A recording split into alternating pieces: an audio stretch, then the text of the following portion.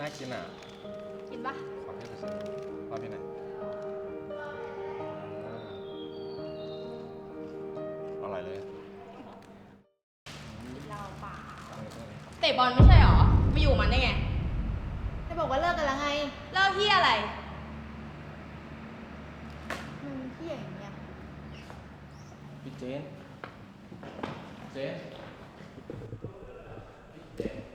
อย่ามาจับ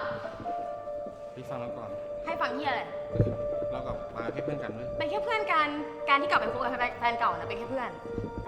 นี่อะไรพี่เจนเรารู้ว่าผิดเราขอโอกาสเขาก่อนขอโอกาสยังมีหน้ามาขอโอกาสจากกูอีกเหรอมึงเคยแคร์ความรู้สึกกูบ้างปะพี่เจนเราขอโทษทำไมมึงทำแบบนี้วะบอลพี่เจนฟังเราก่อนมึงอะโคตรตอแหลเลยตอแหลกูทุกอย่างกูไม่โกรธเลยที่มึงกลับไปหาแฟนเก่าแต่การที่มึงทำแบบเนี้ยมึงโคตรดูถูกความรักของกูเลย